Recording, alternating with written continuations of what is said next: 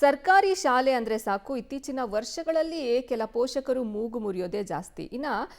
ಕೆಲ ಸರ್ಕಾರಿ ಶಾಲೆಯ ಪರಿಸ್ಥಿತಿಯನ್ನ ಕಳೆದ 2 ವರ್ಷದ ಹಿಂದೆ ಅರಿತಂತಹ ನಿಮ್ಮ ಪಬ್ಲಿಕ್ ಟಿವಿ ಆ ಊರಿನ ಶಾಲೆಗೆ ಕಂಪ್ಯೂಟರ್ ಕೊಠಡಿಯನ್ನ ಕಟ್ಟಿಸಿಕೊಟ್ಟಿತ್ತು.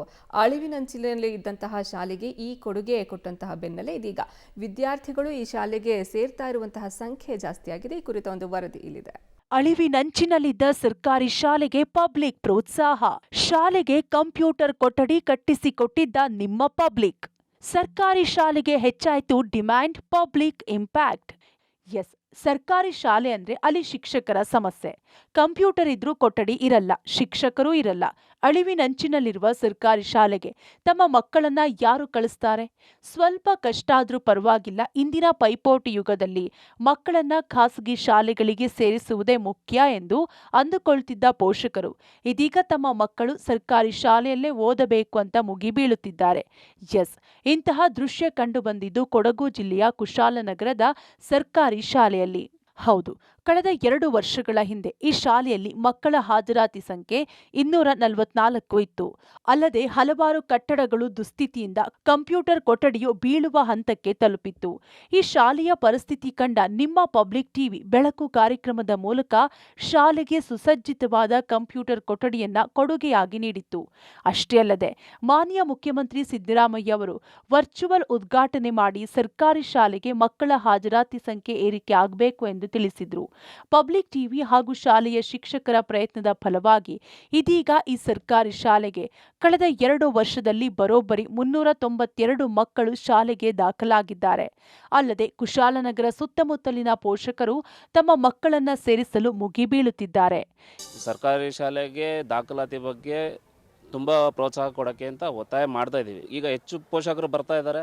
ಸೀಟ್ ಇಲ್ಲ ಅಂತ ಹೇಳ್ಬಿಟ್ಟು ಬೇರೆ ಖಾಸಗಿ ಶಾಲೆ ಕಡೆ ಹೋಗೋ ಥರ ಆಗಿದೆ. ಈಗ ಏನು ಮಾಡಬೇಕಾಗಿದೆ, ಸರ್ಕಾರನೂ ಇದ್ರ ಬಗ್ಗೆ ಸ್ವಲ್ಪ ಗಮನ ತಗೊಂಡು ದಾಖಲಾತಿನ ಹೆಚ್ಚು ಮಾಡಬೇಕು. ಆಗೇನಾಗುತ್ತೆ, ಸರ್ಕಾರಿ ಶಾಲೆನೂ ಉಳಿಯುತ್ತೆ, ದಾಖಲಾತಿ ತಾನಾಗೆ ಜಾಸ್ತಿ ಆಗುತ್ತೆ. ಪಬ್ಲಿಕ್ ಟಿವಿ ಅವರು ಕಂಪ್ಯೂಟರ್ ಲ್ಯಾಬನ್ನು ಈಗ ಒಂದು 2 ವರ್ಷದಲ್ಲಿ ಮಾಡಿಕೊಟ್ಟಿದ್ದಾರೆ. ಆವಾಗಿದ್ಮೇಲಿಂದನೂ ದಾಖಲಾತಿ ಸಂಖ್ಯೆಗಳು ತಾನಾಗೆ ಸ್ವಲ್ಪ ಜಾಸ್ತಿ ಆಗ್ತಾ ಬಂದಿದೆ. ಈಗ ಸರ್ಕಾರನೂ ಅದಕ್ಕೆ ಜೊತೆಗೂಡಿ ಸ್ವಲ್ಪ ಕೈ ಸೇರಿಸಿದ್ರೆ ಇನ್ನೂ ಅದು ಚೆನ್ನಾಗಿ ಬೆಳೆಯುತ್ತೆ. ಇನ್ನು ಸರ್ಕಾರಿ ಶಾಲೆಗೆ ಆಂಗ್ಲ ಮಾಧ್ಯಮ ಶಾಲೆಗಳು ವರ್ಷದಿಂದ ವರ್ಷಕ್ಕೆ ಬೇಡಿಕೆ ಪಡೆದುಕೊಳ್ಳುತ್ತಿವೆ. ನಿಗದಿತ ಸೀಟ್ಗಳಿಗಿಂತ 3 ಪಟ್ಟು ಅಧಿಕ ಅರ್ಜಿಗಳು ಬರುತ್ತಿದ್ದು ಮಕ್ಕಳನ್ನ ಆಯ್ಕೆ ಮಾಡಿಕೊಳ್ಳುವುದೇ ಎಸ್ಡಿಎಂಸಿಗಳಿಗೆ ತಲೆನೋವಾಗಿದೆ. ಕುಶಾಲನಗರ ಜಿಲ್ಲೆಯಲ್ಲೇ ವೇಗವಾಗಿ ಬೆಳೆಯುತ್ತಿರುವ ಪಟ್ಟಣವಾಗಿದ್ದು ಕುಶಾಲನಗರ ಪುರಸಭೆ ವ್ಯಾಪ್ತಿಯ ಜನಸಂಖ್ಯೆಗೆ ಅನುಗುಣವಾಗಿ ಇಲ್ಲಿನ ಸರ್ಕಾರಿ ಆಂಗ್ಲ ಮಾಧ್ಯಮ ಶಾಲೆಯನ್ನ ವಿಶೇಷವಾಗಿ ಪರಿಗಣಿಸಿ ಹೆಚ್ಚುವರಿ ಸೀಟ್ಗಳ ಅವಕಾಶ ಕಲ್ಪಿಸಿಕೊಡಬೇಕು ಎಂದು ಮೊದಲಿನಿಂದಲೂ ಬೇಡಿಕೆ ಇಡಲಾಗುತ್ತಿದ್ರೂ ಯಾವುದೇ ಪ್ರಯೋಜನ ಆಗಿಲ್ಲ. ಇಲ್ಲಿ ಈ ವರ್ಷ ಎಲ್ಕೆಜಿ ಪ್ರವೇಶಕ್ಕೆ 80ಕ್ಕೂ ಹೆಚ್ಚು ಅರ್ಜಿಗಳು ಬಂದಿದೆ.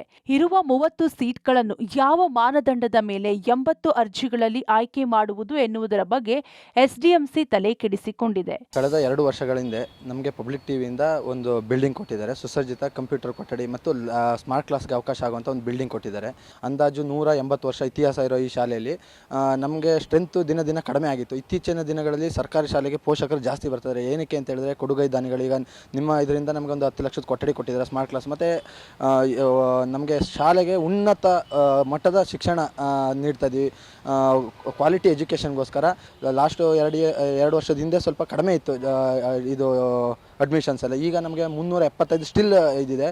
ಸರ್ಕಾರಿ ಶಾಲೆ ಮತ್ತು ಖಾಸಗಿ ಶಾಲೆಗಳು ಪ್ರಾರಂಭ ನಂತರ ಪೋಷಕರು ಇಂಗ್ಲೀಷ್ ಮೀಡಿಯಮನ್ನು ಮಕ್ಕಳು ಇಂಗ್ಲೀಷ್ ಕಲಿಬೇಕು, ಓದಬೇಕು ಅನ್ನೋ ನಿಟ್ಟಿನಲ್ಲಿ ಖಾಸಗಿ ಶಾಲೆಗೆ ಸೇರ್ತಾ ಈ ಶಾಲೆಯಲ್ಲಿ ಒಂದು 150-180ಕ್ಕೆ ಅದರದ್ದು ಒಂದು ಸ್ಟ್ರೆಂತ್ ಕಮ್ಮಿ ಆಯಿತು, ಮಕ್ಕಳು ಬಂದೆವು. ಇವಾಗ ಏನಾಗಿದೆ ಅಂತ ಹೇಳಿದ್ರೆ ಹೆಚ್ಚುವರಿಯಾಗಿ ಸರ್ಕಾರಿ ಈಗ ಶಾಲೆಯಲ್ಲಿ ಇಂಗ್ಲೀಷ್ ಮೀಡಿಯಮನ್ನು ಪ್ರಾರಂಭ ಮಾಡಿದ್ದಾರೆ. ಸೊ ಅದಾದ ನಂತರ ಈಗೇನು ದಾನಿಗಳ ಸಹಾಯದಿಂದ ಕಳೆದ ಬಾರಿ ಒಂದು ಪಬ್ಲಿಕ್ ಚಾನಲ್ ವತಿಯಿಂದ ಕೂಡ ಕಂಪ್ಯೂಟರ್ನ ಒಂದು ಕೊಠಡಿಯನ್ನು ನೀಡಿ ಆ ಆಸಕ್ತಿಯೊಂದಿಗೆ ಪೋಷಕರು ಈ ಬಾರಿ ಕಳೆದ 170-80 ಇದ್ದಿದ್ದು 300-350ಕ್ಕೆ ತಲುಪಿದೆ. ಒಟ್ಟಾರೆ ಈ ಸರ್ಕಾರಿ ಶಾಲೆಯಲ್ಲಿ ಕಳೆದ 2 ವರ್ಷದ ಹಿಂದೆ ಹಾಜರಾತಿ ಸಂಖ್ಯೆ ಇಳಿಮುಖಗೊಂಡಿತ್ತು. ಆದರೆ ಪಬ್ಲಿಕ್ ಟಿವಿ ಕಂಪ್ಯೂಟರ್ ಕೊಠಡಿ ಶಿಕ್ಷಕರ ಉತ್ಸಾಹದಿಂದ ಇದೀಗ ಶಾಲೆಗೆ ಪೋಷಕರು ತಮ್ಮ ಮಕ್ಕಳನ್ನ ವಿದ್ಯಾಭ್ಯಾಸ ಕೊಡಿಸಲು ಮುಗಿಬೀಳುತ್ತಿದ್ದಾರೆ. Mallikarjun, public TV, Madikeri.